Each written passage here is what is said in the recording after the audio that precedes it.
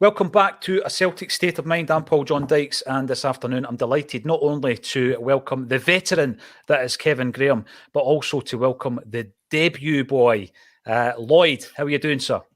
Yeah, I'm not bad, thanks, Paul. How are you? It's great.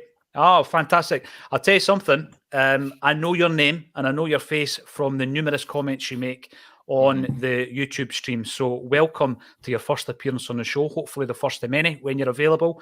But we had a good wee chat at the Brian McClare event, didn't we, in Glasgow? Yeah, and, we did indeed. It was a great night. Good night. You enjoy it? I loved it. We did have someone complaining about some of the choice language that was used on the evening, and I can only say that when you go to a football evening, Kevin Graham, and you've been to quite a few of them, from time to time a wee sweary might slip in there. I don't think I was guilty of that, Lloyd. Was I? Maybe once or twice. But obviously that is going to be one of the points of discussion today. Kevin, do you ever swear when you're on stage live as a poet? Yes, all the time. But you do it in an artistic way, don't you? In an artistic fashion. Aye. Hopefully I do it in an artistic fashion. Just maybe. Yeah. I mean, I was done a gig in Greenock, the Greenock CSC last week, and it was brilliant, absolutely fantastic. Yeah? And I think one of my first 5 words was a swear word, actually. So there you go. It's a strange one. That's going to come into our discussion, Kev. It's going to come into our discussion because obviously we are going to be talking about the announcement today of the Celtic End initiative, and we're going to actually have representation on it about 1 o'clock. So if you've got any questions, fire them in the comments section about this initiative. It was announced this morning with a very impressive video, and I think it's already started filtering into all the different news sources that there is a potential for the entire old style Celtic End at Celtic to have a standing section similar to the Borussia Dortmund, the yellow wall. Kev, have you been to that ground?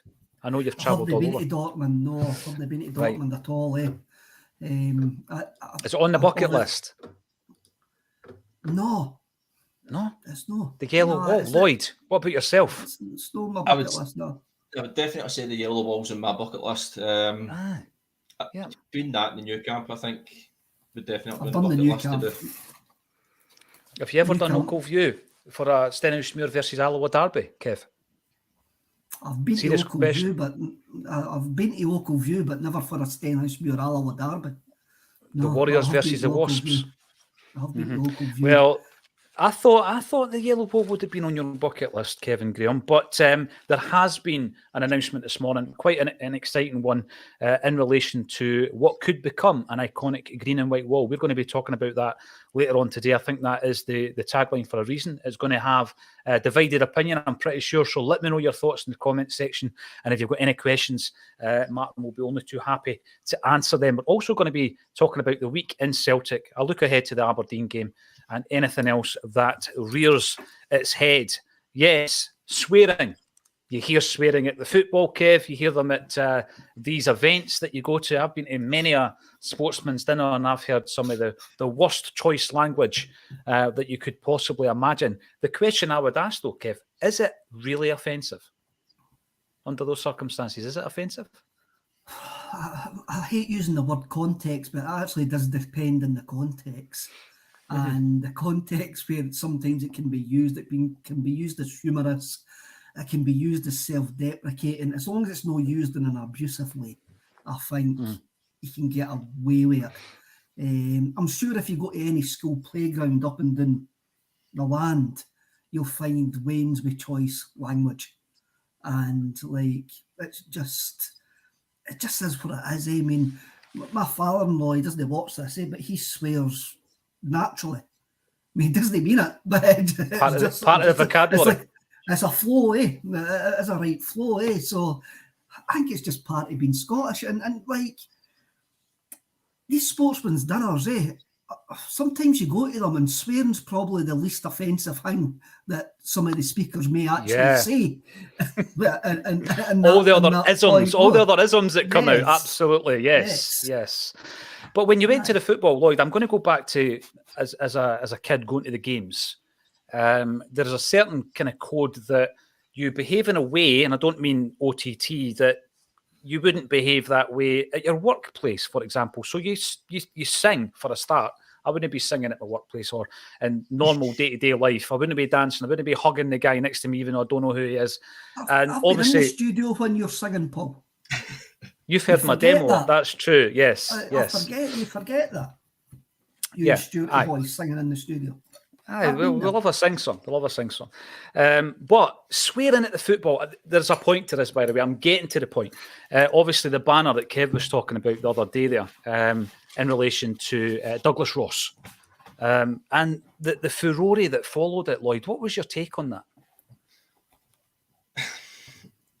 To me, that I seen the humour side of the banner.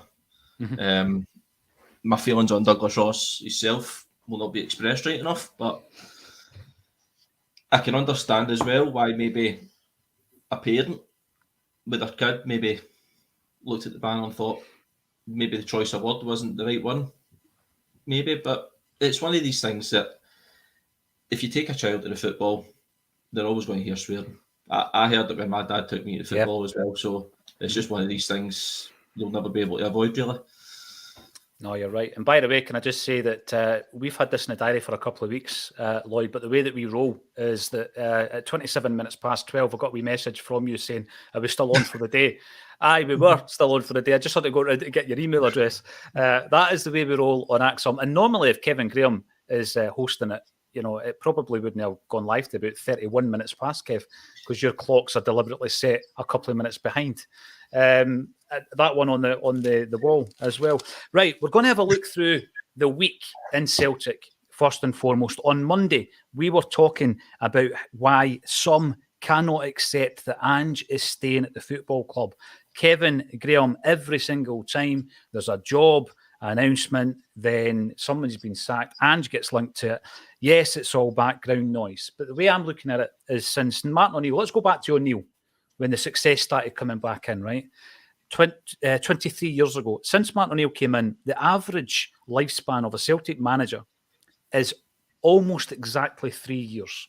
So you've got guys like Mowbray, who was in the building for 9 months. You've got O'Neill himself, who was in the job for 5 years. But the average is 3 years. And I think when Ange is looking at the job he's doing at the moment, he's nowhere near looking at the exit door.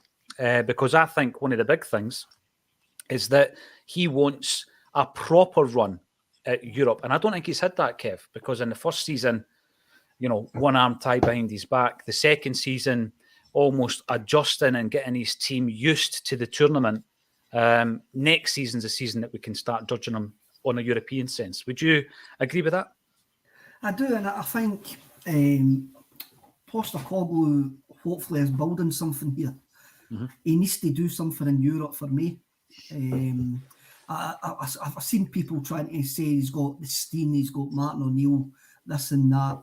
I can only speak about my lifetime, but O'Neill got us to a European final, made us a kind of force in Europe again. And this is where Ange's got to go next. And I maybe sound a bit glib and blasé when I say things like this, but I know for a fact I'll see Celtic win. If we get beaten in the League Cup final in a couple of weeks, I know for a fact in my lifetime I'll see Celtic win a League Cup again. Yeah. I know for a fact I'll see Celtic win a title again. Mm-hmm. But I watched Barcelona Man United last night, and I was sitting there utterly jealous of two teams going at each other. Hammer and tong, two big massive names in European football. I'm looking forward to that game next week as well, because the game's not finished. Both teams attacked each other. Both teams with the historical names that they've got, and I'm going, I want that to be my football club. I want that to be my football club, and I want to play that style of football in Europe as well. And that's where Poster. I mean, I've had some great nights in Europe under O'Neill and Neil Lennon as well, but we have to play a certain way, And I think O'Neill's teams had the Celtic star quality, even though they were a bit rugged and rough. Neil Lennon, Gordon Stratt were more pragmatic when you went into the European arena, gave us some great nights. But Postecoglou just wants to do it differently. Whatever Ronnie Dyler tried to do, it didn't really work either way. Because Brendan Rodgers, it never worked with Brendan. They never really bought into it. They bought into Brendan right enough, but I think Postecoglou, it's took him that long to get into European football. Mm-hmm. He's not going to gear up at the first attempt. When the first club comes calling. I mean, it's quite interesting you mentioned Martin O'Neill. Who was the clubs that Martin O'Neill was always linked with? Spurs and Leeds. But always Leeds. The two clubs that he was linked with nearly every single season. I've got no worry about Postecoglou. Postecoglou will go when it's time for Postecoglou to go. It's just sometimes the press just annoy me because I can't remember them. I can't remember them trying to chase Gerrard out the door. No, there's definitely an agenda. Manager. When he was such a great manager right from the get-go, according to them, they never tried to chase him at the door. And he's proved to be a fraud of a manager anyway, but he didn't care that anymore. Listen, I'll tell you this much. I'm going to come to yourself in a wee second, Lloyd, because we did have some great nights. You're right, Kev, under Neil Lennon, and people will, and I get this, automatically go for the Barcelona one. And there was something special about that, absolutely. But my favourite, for personal reasons, was Lazio at home, Kev, because that canvas on your wall, Primal Scream, you and I were at the game with Andrew Innes out of Primal Scream, Lloyd. I mean, we were at the game. It was so surreal. We're sitting there at the fact we're jumping about with the guitar player out of Primal Scream when Celtic beat Lazio 2-1. So that was one of my finest memories. I'm going to ask you though, Lloyd, what is, Kev said before, he wants to do something in Europe. What is that? What is doing something in Europe for Celtic? What is it for Ange? Is it getting to a final? Is it last 16 Champions League? Is it winning the Conference League? What do you think it is? For me, it's got to be a run in Europa League. It's got to be, no matter what.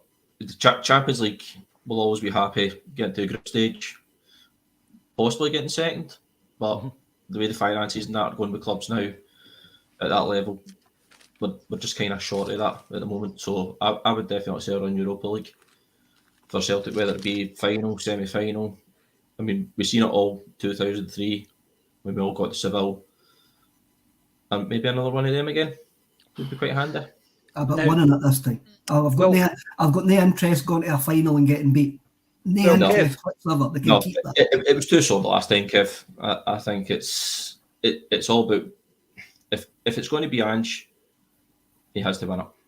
And the thing is, that's 20 years ago and we're still talking about it. And that just shows you how much we're still hurting about it because we were so close. And Kev, you mentioned about in your lifetime, you'll see another League Cup final for Celtic. I get that. I remember for many, many years through the 80s and 90s where the honours list sat and was stuck at 9 League Cup wins.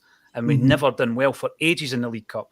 And then eventually we started winning them again. Obviously, Wim Jansen won one in 97. And since then, our record's been pretty good.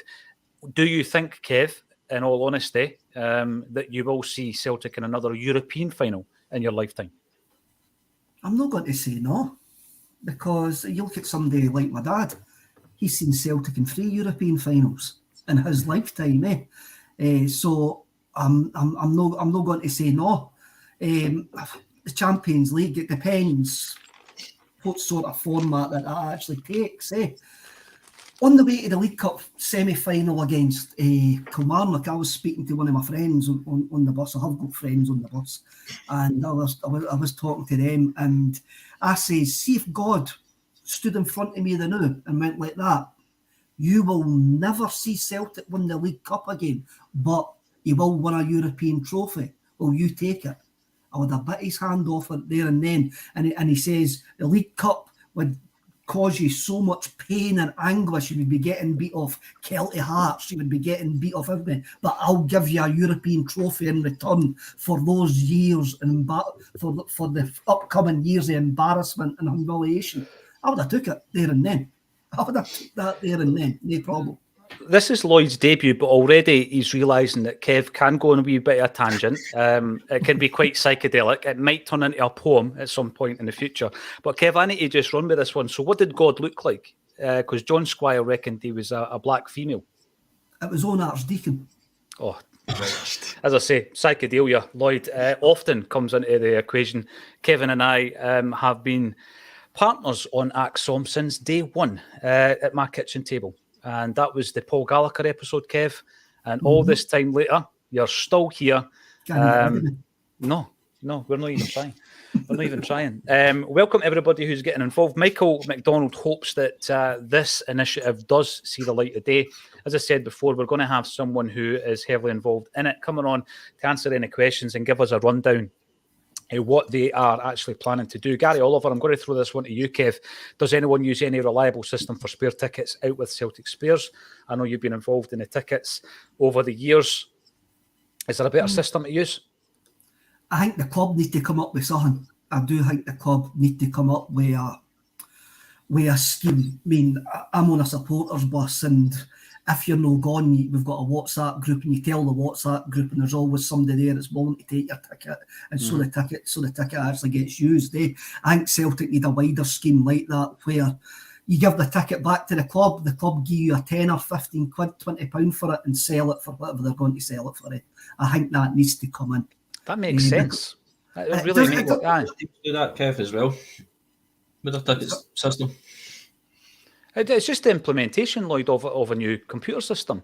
And, you know, and like you say, other clubs are doing it. And the thing is, the club could benefit, right? So we see games that are officially sold out at Celtic Park all the time, but there are a lot of people who are not there. So obviously they're counting the people who have bought a seat that are not there. Generally, season ticket holders, no criticising anybody for not getting to the game, incidentally. But if they were able to sell that back and the club knew because of the traffic on their website, for example, Lloyd, that they might be able to sell another 3,000 at full price, then it's a license to print money for the club. I mean... Yeah, exactly.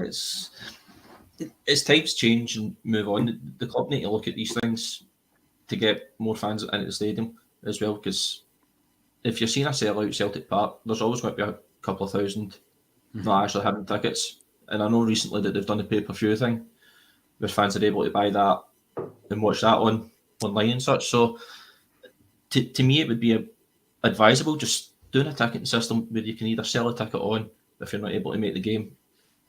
It just makes more sense. It does. And the thing is, as well, I always see those empty seats, Kev, and I think of the what they call the average revenue per fan in the stadium once the customer is in the stadium. And I just use the hated word customer because that's the way football clubs think. And if they don't get fans into the stadium, then they don't sell a pie, sell juice, sell a programme and whatever else within the stadium. So, yeah, it's a long time coming, and hopefully the club get that sorted out. You and Boy Martin, great to see you, pal. Afternoon to you. Some of the regulars are coming in to say hello. This is what happens. Afternoon, comrades. Patrick Harold, it's great to see every single one of you. And as I say, Lloyd's name became very regular in the chat, and then we managed to meet up at Gracie's. We will be back at Gracie's at the end of this month. Next week, I better prepare for that interview with Tom Boyd. And we'll also be speaking to Martin O'Neill. Can I just say, though, I'm so impressed, Kev, right? This is proper rock and roll. The Martin O'Neill guest list. People have been in touch in the last couple of weeks. All right, we've noticed it's sold out. Any chance you can get X, Y, and Z on the guest list? So if you're backstage at the O'Neill, you're going to be in for an absolute treat, because loads of top-notch Celtic fans are going to be backstage. I've got to say.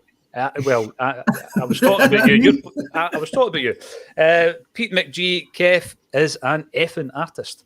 And Tom Mack, we're talking about the yellow wall, and we'll be talking a wee bit more about that as the show progresses. On Tuesday, we were talking about why Ange can trust O to step up should Kyogo miss out, not only this weekend, but also in the Cup final. Kev, has there been any update on Kyogo? I know he was undertaking some scans on Valentine's Day. I don't know, but Celtic seem to keep this stuff very, very close to their chest. They didn't let anything out whatsoever. So even if Postecoglou's doing the press conference as we speak, as he usually does, he won't say anything. he won't like... Is that more to protect us against opposition, do you think, mate? I think it maybe is, and it's maybe always to try and keep the opposition second guessing. Yeah. What he is going to do or what they are going to face. O's a completely different prospect. I mean, I'm sure Aberdeen have maybe been preparing to face Maeda through the middle tomorrow, or Postecoglou could chuck in a guy who they haven't really seen. And they'll be like, well, what we meant to do to try and handle this? Yeah. They'll be trying to handle Celtic's system rather than the players in the system. But what I liked about all last week was it's great for him as a striker to get a goal, but his strike was so clean. For Son, he reacted so quick with it. There wasn't he didn't shin it into the back of the net.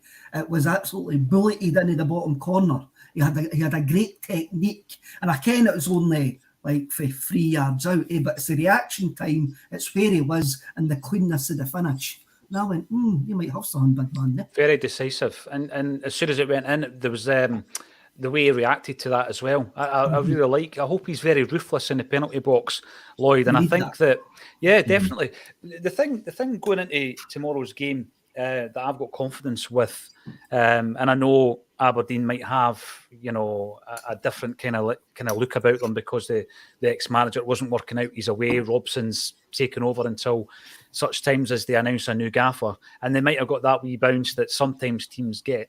But if we start with O through the middle, I'm going to be pretty confident with that. If we don't and we start with Maeda through the middle, and in place of Maeda you've got Abad or Haksabanovic, I'm quite happy with that as well. So it shows the options at Angie's disposal. How would you go with the starting lineup tomorrow if Kyogo is indeed injured?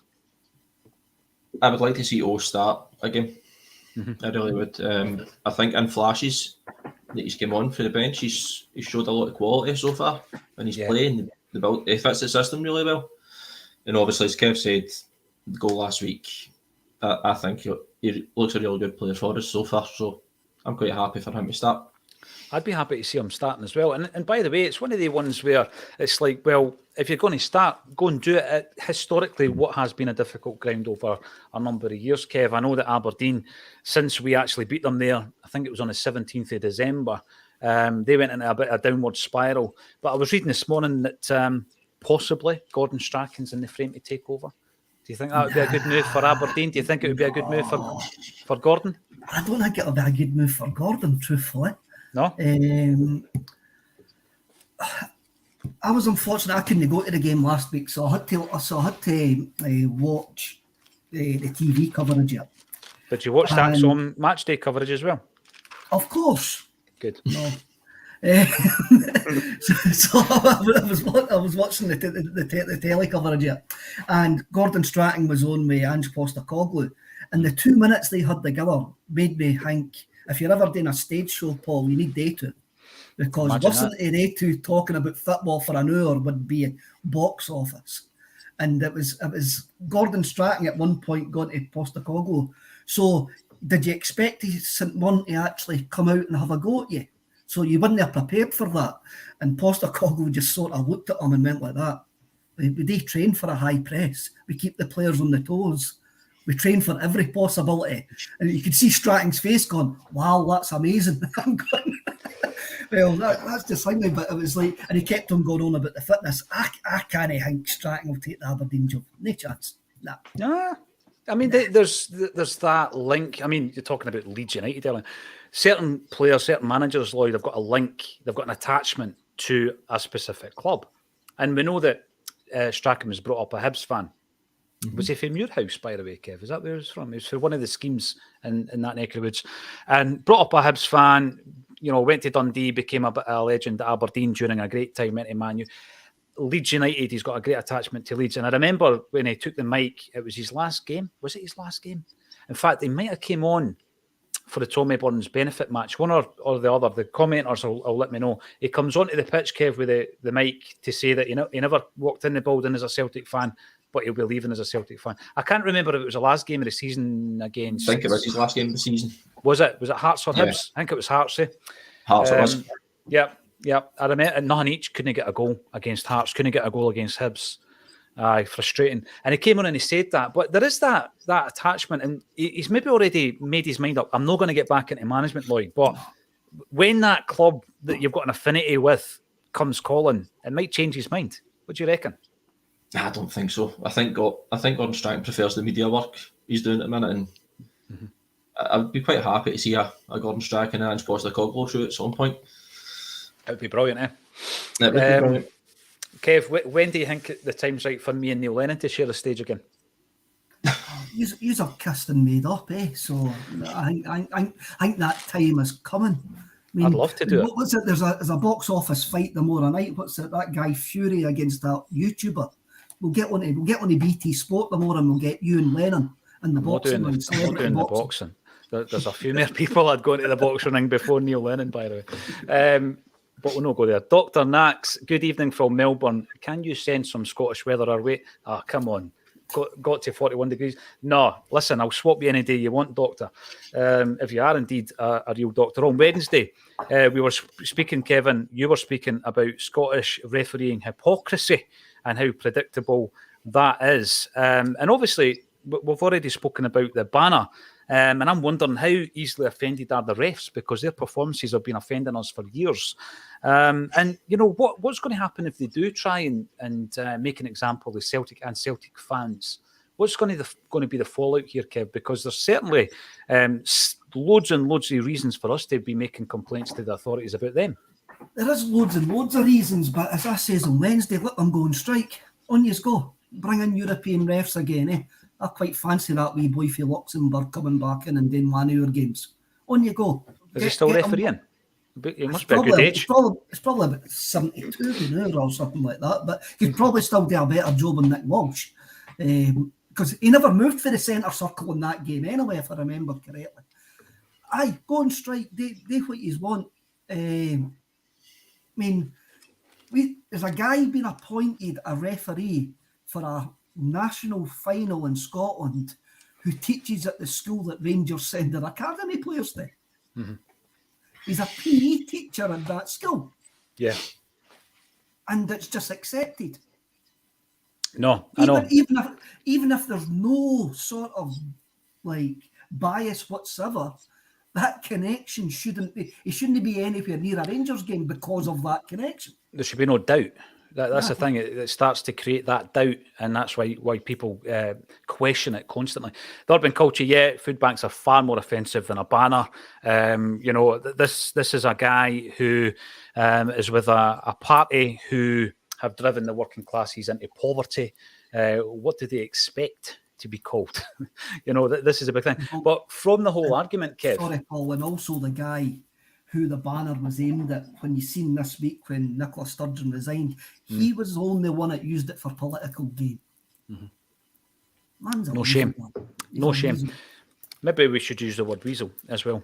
But the way I kind of look at it, Lloyd, is I think, well, we're in a situation in Scottish football where it opens up a larger discussion for me, because I think that refereeing a game that means so much to so many people and to so many people's livelihoods shouldn't be a side hustle for a solicitor or a politician or a school teacher or whatever your chosen profession is. It should be a full-time professional position for Scottish referees, and surely that's the wider discussion we should be having. Yeah, of course it should. It's something that's been brought up many a time regarding Scottish referees. I mean, we can all count how many probably support a certain team as well. So the main thing for me with referees up in this country is we want consistency. And we're never going to get that, ever. No. Because we know fine well it's a part-time job for them. They're just happy to collect £1,000 a week refereeing. And then they can go back to their full-time jobs throughout the rest of the week. So, to me, it's really, if you get them full-time, declare what team they support. Same way it is most other nations as well. So, that's really what should be happening up here. Refereeing Scottish football is no different from refereeing down in England or over in Spain at all. If you're a professional FIFA and UEFA referee, you should be a full-time referee. 100% agree with that. You remove the doubt by making the announcement around any affiliation you have to a club or have had with a club. I remember doing an interview with Jock Brown. Kev, I sometimes bring this up because what actually happened was, it was back in the days we were running about. Remember the wee dictaphones we used to have, Kev? I think yours is broken. Yes, and we used to turn up at these events, and all the other platforms had like all singing, all dancing cameras and everything. And you and I were trying to do things with mobile phones and all that. Remember? I think you brought your pager and we were trying to record on it and everything. Anyway, what happened was I recorded an interview with Jock Brown, which was one of the best interviews I've ever had. But it was so poorly recorded that I've never been able to use it. And I hate transcribing stuff, so I've never transcribed it. But Jock Brown, I remember when he said he was offered the Celtic job. I'm going back, actually, because obviously we had Jackie on yesterday talking about the Wim Jansen season. But Jock Brown, when he was offered the job, was asked the question, is there anything, because there was always these rumours about Jock Brown and Craig Brown being Rangers fans. Is there anything in your past that's going to come back to haunt you? Is there any pictures of you bouncing about with Rangers scarves and all this kind of stuff on? He was asked the question. He said that on one occasion, there was some kind of promotional event he was doing for a radio or a TV broadcaster. And they were told to hold up a scarf, and somebody had a certain scarf up and he had a Rangers scarf up. So there was one image out there, but it never ever came to fruition. It was never found. It was never used against him in relation to his affiliation with that football club. But yeah.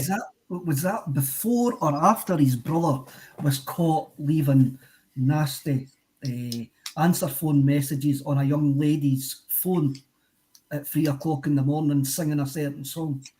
What, the actual scarf photograph, or him being appointed at Celtic as a general manager? No, his brother was caught. Yeah, I remember trying to seduce a young lady by singing a certain song into her answering phone. Before you even get to the song, that sounds absolutely absurd. Craig Brown was seducing a young lady. That's enough. That's enough on a Friday afternoon, Kev. But yeah, that happened after. The Craig Brown thing happened afterwards. But we were talking to Jackie, Celtic legend Jackie McNamara. Great to see him looking so healthy after his wee health scare a couple of years ago. I think he's a great loss to the Scottish game, Kev. I keep asking him when he's coming back to management. He's no for it at all. It was actually Colin Watt that asked him yesterday. He's no for it, but I think he's a great loss to the game. He is, and I know he's involved in the development of some young players now, and that hopefully he continues doing that.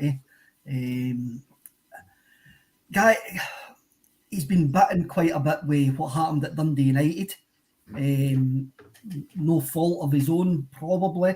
Then York City just kind of went pear-shaped for him and Sadie. So, and also he's no one of the faces of Scottish football that can do anything and keep on getting jobs. Doesn't matter how many times that they fail. And again, like somebody like Jackie would be great for Motherwell. A team like that to take a chance on him, but he won't get that chance because he's not a favoured face. I even brought it up yesterday. Yeah, it's the same people getting the same jobs and they're on that wee merry-go-round. But I'd said even yesterday, Lloyd, the amount of players that he had at his disposal, brought through a particular youth system, and especially when he was at Tannadice, incredible success. I mean, the latest one I brought up yesterday was Harry Souttar, because he did have him at Tannadice. He never played him; he was too young, but he had him as a youth at Tannadice. And that everybody knows the obvious ones with Andy Robertson and Stuart Armstrong and Ryan Gold and all these guys. But I just feel even if he had a kind of behind the scenes job, Lloyd, maybe at an academy, I think he would be dynamite. Yeah, I think he would. He's got that knowledge as well, dealing with youth players and leading them on the same step of his career that basically get them into first team, because he's done that quite well at Dundee United with a lot of the youth. I think he signed Andy Robertson for Queen's Park, if I'm right, and then got him into the Dundee United first team. And then obviously he's kicked on his career and the Champions League winner now. So he has a loss to the game. I know, obviously, I think he's doing a bit of agency work and a bit of scouting in that as well, young talent, but yes, a genuine loss to the Scottish game, because it's people like that you kind of want in, bringing young Scottish players through into academies, right through into first teams. Because if you've done a good job at Dundee United, then why has that never really been taken on board, kind of thing? I know. I mean, the York City thing was I thought it was an ambitious move on Jackie's part, and that's obviously what people kind of look at. But it just shows you how the manager's stock can rise and dip so quickly. We were talking about the Wim Jansen season, Kev. Did you get a chance to watch it yesterday? I watched bits of it, Paul. I was working. I do work occasionally, and I did see bits of it. Jackie's great.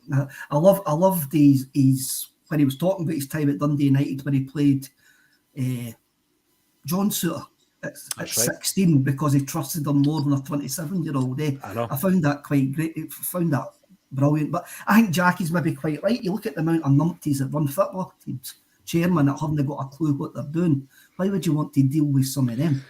And I think that's how Stratton probably will come back. And you look at Aberdeen are a mess. They've been drinking sheep dip rather than dipping sheep in it. And they're just utterly but mental. the timing with Burrows going up there, Anyway, I would like to see Strachan back in the game. I'd like even more to see McNamara back in the game. And you and Boy Martin brings up the trip to Dortmund. Did you go to Dortmund in '92, Kev? No, I haven't been to Dortmund. The only place It was I've a been different in stadium Germany back then, was it not? Was it not? No, different? same stadium. Just, right. The only place I've been in Dortmund, only place I've been in Germany was Munich. Magnus Hedman's greatest moment as a Celtic goalie. Yeah. And that was Old Olympic Stadium. Mm-hmm. So you've not been to St. Pauli yet? No. Recommended. You and Boy was there in Dortmund '92. The one thing about that game, right, and I'm sure I've got it on VHS now, which will somehow make its way somewhere online for everybody to watch. Stuart Slater ran the show that night.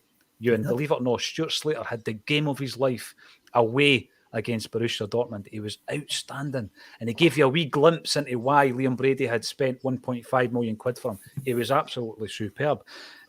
What's your regrets about the Wim Jansen season or Wim Jansen's tenure? I'll start with you, Lloyd. What do you think are the regrets of that period? I would have liked to have seen him stay on.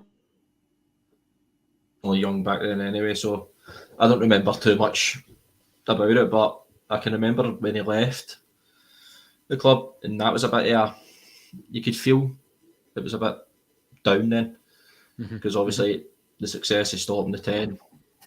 You would have liked to have seen that team progress on and do further than what they did do. No, I think that's a great point, because as disappointing as it was to lose Wim Jansen, the bigger disappointment was the fact that we didn't build on it.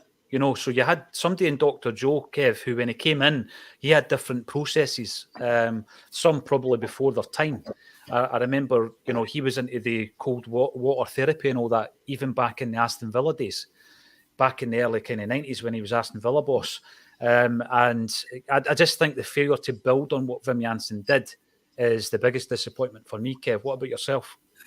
I've got a kind of different view on it. I would rather Weghorst had stayed than Jansen. Right. I think Weghorst, he moulded Larsson into the player that he became. He definitely did that. One of the biggest regrets I've got about that season, the Wim Jansen season, was Rangers beating us at Celtic Park in the Scottish Cup semi-final. Yeah. And seeing 20,000 of them celebrating in Celtic Park. We couldn't get over the hump against them that season. Really, only beat them once, Only beat them once, And the following day, it was a strange season. The following day when Jansen left, and we were told that Jansen left, and we sobered up, and you were still that elated that you had actually won your first league title in 10 years. It didn't really sink in till weeks later that you were like, by the way, we need another manager. But they're spending millions and millions. What's going to happen? Jansen is a legend. He is a legend, but I think he was always, hindsight. He was only destined to be there the year. He was destined to have that legendary status. That's the way that they've got to look at it. It's almost like he's a bit of a cult legend. We're going to be talking about the Celtic end. Very exciting news coming in, and we have a very special guest to fill us in with what is happening. Welcome back to the show. How are you doing, pal? Yeah, I'm good. How's things? All right? Great. It's great to see you. It's fantastic because we all kind of woke up to social media announcements this morning. Great video, and obviously it's filtered its way into the broadcast media and the mainstream media as well. What a sight it could be. I've called it the green and white wall. I'm pretty sure that's what it would be called at Celtic Park. Fill us in. What's the plans? What's the initiative that's been launched? Well, I hope most people have kind of seen the video. The plan essentially is what it says in the tin, is to create a bigger, larger standing area behind the goal at the kind of traditional end where typically Celtic would sort of shoot towards the second half. to create a kind of colourful, iconic stand, which is kind of lacking at Celtic Park now, and so it has been for a while. Also, we've got the standing section, which has worked really, really well for the last sort of 9 years or so. The boys have got their section, which has grown, but I think it's kind of clear to see now the demand is actually larger than that for people to stand, not necessarily for ultras, but the demand is there for people to stand at games week in, week out, and we felt the time was right to go ahead and launch this. So here we are. Yeah, absolutely. I was reading this morning that you've got, is it 2,700 in the North Curve at the moment, but you've got about the same on a waiting list. I think that's about right. I think there's 2,700 in the North Curve, and then I think it's same again in a waiting list. And then, like I say, obviously there's the boys have got their own sort of section, which is, you can see, is growing, and interest in that is kind of high as well. So, I mean, right off the back, that's maybe about 6,000 people who are already sort of there or thereabouts. The inbox has been absolutely rammed this morning. I mean, I think we knew the demand would be high, but I think even we've been kind of taken aback by the response so far. So the mandate's absolutely there. Yeah, for sure. Kev, you've been involved in affiliation business for a long time. What do you see being any kind of obstacles, do you reckon, that the groups could face with this new initiative? I mean, it took 5 years to get planning permission for the North Curve as it is, and even then, you look at standing sections all over Europe. I mean, the Celtic section and any section in Britain is 1-on-1, and I think in Germany, for every 2 seats, you have 3 people, so you can get actually more into the standing section. So even though we've got a standing section, it's still 1-on-1. There still needs to be a seat there. That could be an obstacle. Obviously, obstacle is Glasgow City Council allowing it. There has been problems, some problems within the North Curve as well, which had lended to some bad publicity for that section and some bannings and all of that. You knew when the sections have been shut and stuff like that as well. Things stand in front. I'm completely for it. I am completely. I've said for quite a wee while that they should actually do the whole one of the sections behind. But I was for extending the North Curve right along. It should be like that. We should have that. It should be. You should be able to get free folk in the 2 seats, and that way you can make it cheaper for guys to actually go in there, because you would reduce the price of the tickets and all that. The biggest obstacles will be getting folk to move seats if they want to move seats, and they've probably maybe sat there for a number of years. And also the biggest obstacle would be how the board would make money from it, and some of the songs that already come from the North Curve, which Celtic find problematic. I didn't find them problematic, but there's some. Well, that's what we were talking about, even with the banners. We didn't have an issue with the banner that's been in the press for the last week or so. Martin, what do you think are the main challenges that you're going to face with this initiative? I was kind of touched on there. I think undoubtedly the main challenge is clearly the people who are already in the Jockstein lower. So it's imperative that we can engage with them positively right from the very outset. There's already, I think, tweets have went out to that end from the North Curve addressing that. It was on the original email from Celtic Shared, and actually there's 8,000 leaflets being printed tomorrow to go to the season ticket holders in that section to kind of make them aware that this is kind of what we're looking at, but also to kind of give them an opportunity to try and engage with us and ask any questions and so on and so forth. So that's undoubtedly the number one obstacle. We believe that the benefits do outweigh the obstacles and the negatives, but we'll get there through engagement, and that's what's going to kind of happen. It's already happened, and we'll sort of kick off in earnest tomorrow. That sounds great. I mean, I must admit, when I seen the video, when I read the content and that's been sent out, I was very excited about it. Lloyd, what's your take on it? Because I just think, Celtic Park is already an iconic venue worldwide. It's globally renowned. People want to come and play their games. But European nights under the lights, we've heard all that, but this would take it up another level, in my opinion. Lloyd, would you agree with that? Lloyd freezes. He freezes at the very moment when I'm asking you the big question. Sorry, pal, you just froze there. No, I just seen that.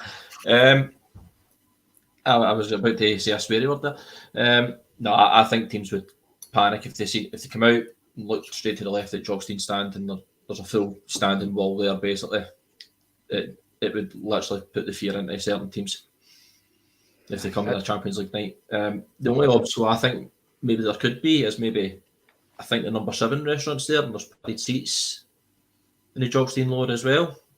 And I think that might stop lounge access. There is be corporate. Again, that's something that we believe can be overcome in terms of communication with the club. They're the two main ones I would suggest. I think the biggest out of the two is the current season ticket holders. But like I said, I think if you can kind of make people see the benefits, and not just to the fans, but the team actually on the park, Celtic as a club, then I think people will buy into it. Yeah, for sure. One of the things, Martin, before you go, that Kev brought up there, and I think this is something that the club would actually embrace, is if it could even increase the capacity. So Kev was talking about 3 to 2 seats, some other venues in Europe. Is it something that you have considered, that it might even get more bodies in the stadium?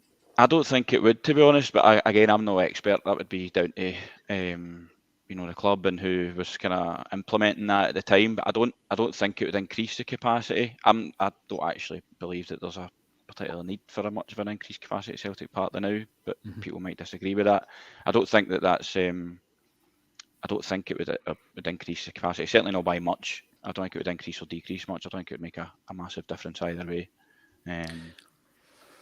I think it's great. It's great that you've came on to engage with us, and obviously you'll be doing the same at the game tomorrow, engaging with the season ticket holders in that part of the stadium as well. You're welcome to come back on. If other questions are raised and you want to answer them on a kind of public platform, you're always welcome to come on here and do that as well, Martin. So in the meantime, we've got the Celtic End website, which is up and running. It's the celticend.com. So people have kind of already in their thousands been completing forms on that website to kind of declare their interest. There's also an opportunity there for people who are currently in the Jockstein Law to kind of get in touch as well. Equally, we're happy to do it at the Celtic Shared email address, which is celticshared@outlook.com. And like I said, we'll be thereabouts at Jockstein Law tomorrow as well. So a medium term, there is also a fan census in the pipeline. People might know this or might not know this. There's a fan census in the pipeline from the club, which I think is coming out probably in the next 6 weeks or so. I believe part of that census will ask a question about safe standing and whether fans support that, and also whether they would be willing to move to facilitate a larger standing section. So there'll probably be more commentary around this as the time comes, but I would ask people to keep an eye on that and complete the survey favourably, ideally, to kind of demonstrate the hunger and desire that's there for a kind of standing section at Celtic Park, or a bigger standing section at Celtic Park behind the goals. Superb. Definitely an appetite for it. Yes. Keep in touch, Martin. And as I say, if you need to come on at any point in the future, give us a shout and you'll be welcome to come on and discuss that further. All right? Will do. All right. Cheers, pal. Cheers, care. Cheers. It's very interesting, Kev. It's a massive, for me, I think it's a massively ambitious initiative, but one I'm all for. By the way, I just think it really would increase, like Lloyd was saying before, the atmosphere of a team coming to Celtic Park. It would be astonishing to see. There is more positives than negatives for me as a fan who goes to the majority of home games. I would love to actually see it. I think there's always going to be demand to increase that area. I wish they would go. I think it's a 1.8 ratio. I'm trying to remember because I did read the report when the North Curve thing came in. I think it's 1.8 all in Europe. So that's how you'll see that there's like 80,000 at Dortmund one week. Then a European night there's only 70 because they then need to go to a 1-to-1 ratio. They can't go to the 3-to-2 ratio. That's how it actually works. I would like the whole of Scottish football to actually embrace it and say we have moved on from the Hillsborough thing. It is safer to go to the football now than whatever has been. We're more mollycoddled, we're filmed in every step of the way round about a stadium. I see no downsides to doing this at all. I'm quite glad that the lads and the lassies are actually engaging with the season ticket holders are up there. They're engaging with the club. They're doing it right. They're just not saying, get out my seat. We want it for this. I think the two biggest obstacles that they're going to have, there's three big obstacles that they're going to have. They're going to have the season ticket holders that are already there, even though we've got 52,000 season ticket holders. A lot of them didn't share us three's here views, and they'll go, why would I want to give my seat up to them? They're a disgrace, blah, blah, blah. That will come out, and it's probably already out on social media. The corporate aspect as well, that lounge behind it. And the fact is, the club the club want to take the chance to what they term as unacceptable chanting now becoming far, far louder by them being 6,000 or 7,000 in a standing section or 10,000 in a standing section than the current 2,700. That will be a big thing, but that's up to the club to have a discussion with those groups involved. Yeah. I mean, there's some of the comes down songs. to engagement, Kev, doesn't it? It really does. There's some of the songs that doesn't bother me. Then there's other ones when you're singing about people that have lost their lives and all of that, and you're indulging a bit of what about it doesn't. It's no on. It is really no on. But things like that will get cast up, and that's what the club will try and save themselves from embarrassment, and to save their brand. So that's what I think will be the three biggest obstacles. Talking of embarrassment, fairly recently there was a certain Ibrox cheerleader who was claiming that our very own Ange Postecoglou was rattled by Michael Beale. And if you want to talk about being rattled, there has been obviously a wee bit of toing and froing, Lloyd. I love a wee bit of the old shitehousery on social media. And no one does it better than Chris Sutton.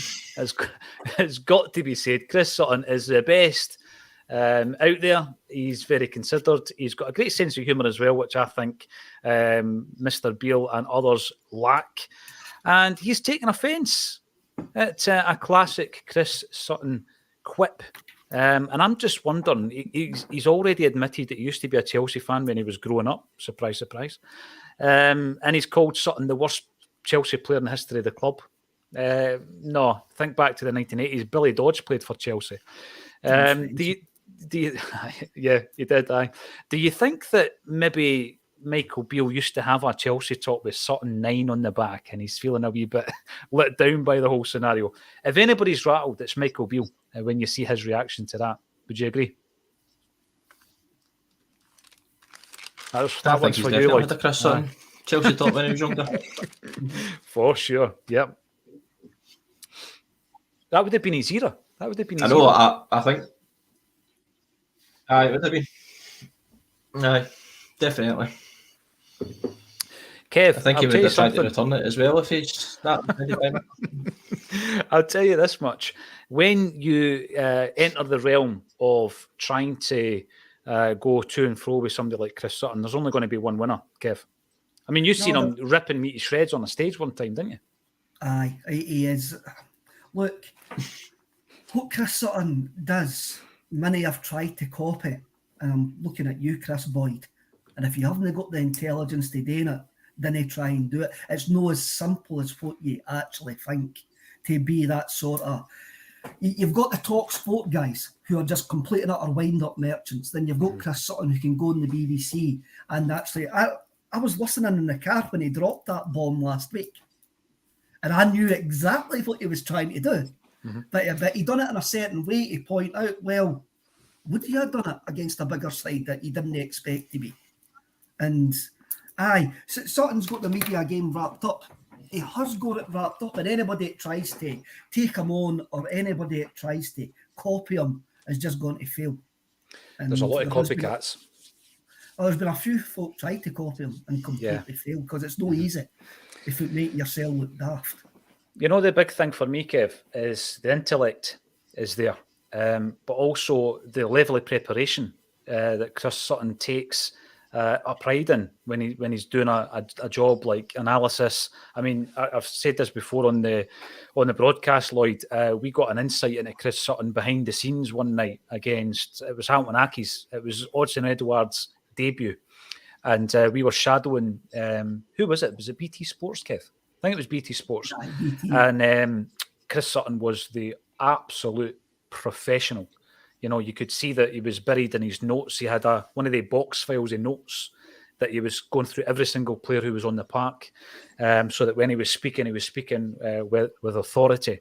And I don't think any of his, certainly anybody I saw who was involved in that broadcast that night, went to the same lengths of research and preparation as Chris Sutton did. But, it shows me that obviously it's not going to take much to rattle somebody like Michael Beale.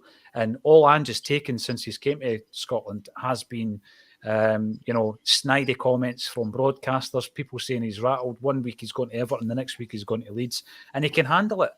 And a job like this, I think your mettle is going to be tested, and I just don't think he's got what it takes to be the manager in the Goldfish Bowl of Scottish football, Lloyd. Nah, not for me. Mr. Beale's just too worried about his comments he's making, whereas you'll win trophies and collect the medals at the end of the season. Aye, correct. 100%. I'm going to ask you a few questions about tomorrow's game. Kev, I just want your brutally honest answer. Hatate comes in for Turnbull. Would you agree with that? Yes. Yep. What about yourself, Lloyd? 100%. Yeah. I feel a bit sorry for Turnbull, Kev. I do, because we were kind of advocating a return to action for him. He'd done so well coming on as a sub, I think 4 times, creating maybe 3 or 4 goals, scoring a couple of goals.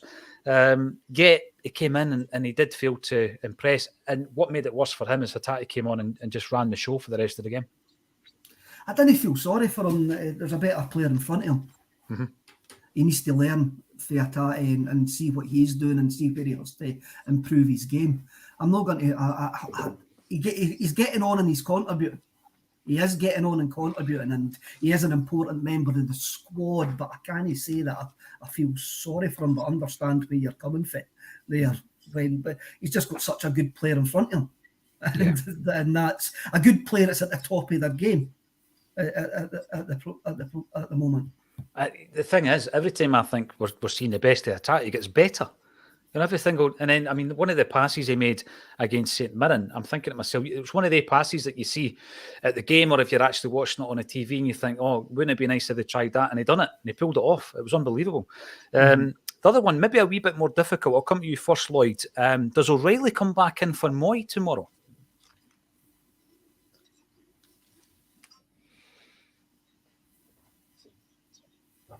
I was quite impressed with O'Reilly last week when he came on. He looked a lot sharper than what it has been recently.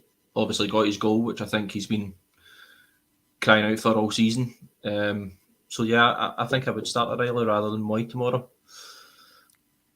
Now, it's another one, Kev. Moy has been one of, if not our best player since the World Cup. I don't think he's played particularly badly, but O'Reilly came in and made an instant impact. So what do you do with that? Have we got a midweek game this week? No, it's Aberdeen and then it's a cup final. The cup final. Yeah. Yep. I think Moy... Postecoglou's mistake at Ibrox was not playing Moy. He changed the game when he came on. O'Reilly knew that his League One haircut's grown back and he played better last week. Always blame the haircut. Ever since he went to the barbers and got that Peaky Blinders number 8, his form dropped out the window. So I think Moy starts. Because there's no midweek game, I think that's, I really do. If there was a midweek game, you could maybe have seen a bit of rotation, but the league's still the priority, and I can see Moy starting, definitely. You can't drop him, can you? You can't. I mean, even though last week, after about 60-odd minutes, he looked absolutely done in, because it's probably the most that he's had to work in the midfield since the European ties, because St Mirren were quite aggressive, even though they never really laid a glove on us, they were quite aggressive. So the work rate that you had to do was better. But again, I can see him starting, as long, depending on what the sports science stuff's saying. Yeah, there is that. I mean, I hadn't noticed about the haircut, but I think the sports science is definitely something they'll consider, Kev. Talking of haircuts... Jota needs to shave that moustache off. He's been rotten since he's had that moustache. He needs to get rid of it. Yeah, Jota can pull a moustache. He can pull it off. The more he keeps it, for me, the more he looks like a young Ange Postecoglou. He does, 100%. One final question for you before we go. There's only 20 seconds left of the show. It's been really enjoyable to welcome Lloyd into the Acsom fold, by the way. Making your debut, I know it can sometimes be an anxious kind of time for anybody sitting waiting in the wings to come in to their first appearance. So well done to you. Scott Brown, I mean, I'm just getting used to the fact that he's got a wee quaff himself these days, now that he's the manager. He's not going for the buzz cut. But he was asked a question about Ange Postecoglou during the week, and he obviously said, I would have loved to have played under Ange, but it was time for me to go. Kevin Graham, which player in and around that time that did leave Celtic would you have loved to have seen playing under Ange?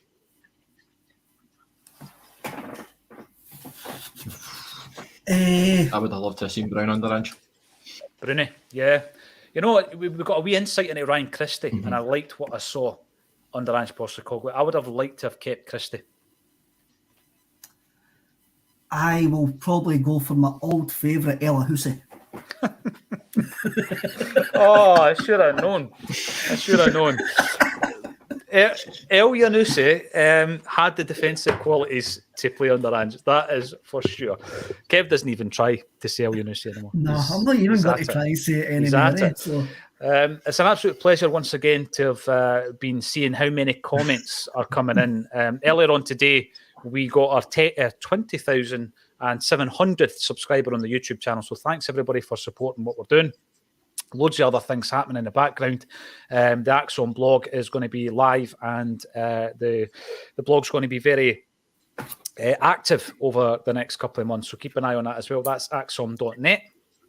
We are interviewing some of the icons from Wim Janssen's double winning season. We had last week Simon Donnelly and Paul Lambert, and yesterday we had Jackie Mack. If you missed those, get on the YouTube channel and look at them.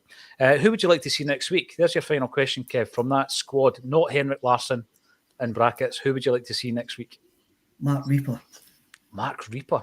I've never really heard him speaking about Celtic post-Celtic. What about yourself, Lloyd? You're going to get the last word on it. Who would you like to see next week on the show?